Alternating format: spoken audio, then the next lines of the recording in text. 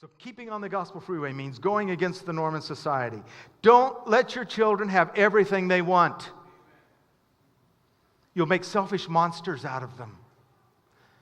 And don't deny them everything they want either. We have to ask God to give us common sense to know what to allow into our homes and what not to. We have an illustration of this, and we don't know the full story yet, but just, a few weeks ago, a month ago, that 8-year-old young man shot and killed his father here in Arizona, and then killed another man. And what was scary to me is that young man just kind of nonchalantly telling the police officers, yeah, I killed my dad. Now we come to find out that he was keeping a chart of how many times he'd been spanked. 1,000 times. So we know there was abuse there. We know there's a beautiful balance there of correcting our children. When it becomes abuse, it damages them. This kid is so damaged, I'm not sure he has a conscience. We don't know the full story yet, but I'm just saying, when we allow our children to watch video games, now I'm starting to get on people's toes. Video games that desynthesize life and death. And allow that to come into their heads, especially when they're under 12 years old.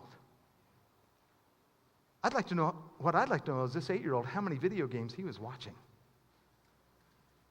Because I don't think he understood what was reality and what was not reality. We're talking about very sobering things here today. So I want to speak to you personally this morning. If you find yourself in either ditch this morning, then I can assure you, you are slowly but surely walking away from God.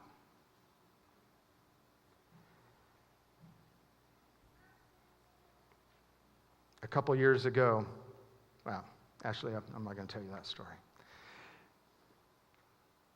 So what's the answer? Here we're in one ditch or the other. What is God going to do? Well, I kind of think about it when I was trying to train my daughter how to drive. I took her out here to Salt River, those side roads that go back in the different parking areas, and I took Mandy back there. And I sat on the passenger side, and I just let her drive back and forth from the parking lot back to the main road. We just go back and forth. And I have to admit, she's not here today. I didn't ask permission to talk about her, but I'm going to be nice. But there's a few times where we got really close to the edge, and I thought we were going in the ditch. I had to grab the wheel because she was just learning how to drive. After a while, I didn't have to grab the wheel anymore. And she has become a very good driver. Safe, probably safer than her father. The answer is turn your life over Jesus Christ. And whenever he has to, allow him to grab the wheel of your life so you don't go in the ditch and have an accident that destroys you spiritually in every way. That is the answer. When I was 6 years old, my brother was 4. We got up one Sabbath morning on a cold Nebraska morning. It had just rained, and it was below 30 degrees, so the highways were slick. So we started out, and we got about halfway to the church. I was raised in a little country church, way out, and it was all my relatives. They were the church members. And as we were going along, my dad was going along, probably going a little faster than he should, about 50 miles an hour on pure ice. He was a good driver, but a mailman pulled out in front of us, delivering the mail that morning. And my dad knew, being a very experienced driver, the last thing you do is hit the brakes on ice. You can tap them a little bit, but you do not get on the brakes. So he didn't. He just slowly moved the car over, and we passed that mailman.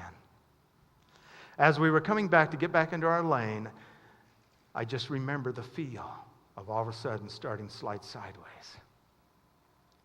And all of a sudden, we were spinning. I saw farmhouses and trees and cornfields and going around and around. The thing I will never forget is my mom calling out, "Oh, God, save us." almost immediately, our car stopped in the middle of the road. My dad tries to take credit. It was his driving that saved us that day. I know better. I believe God took control of that car and stopped it. Thankfully, no other cars were coming from the other direction, and our lives were spared. That's what Jesus wants to do. He wants you to give up your independent wills and turn over the steering wheel to Him. Let Him grab the steering wheel and keep you out of the ditch.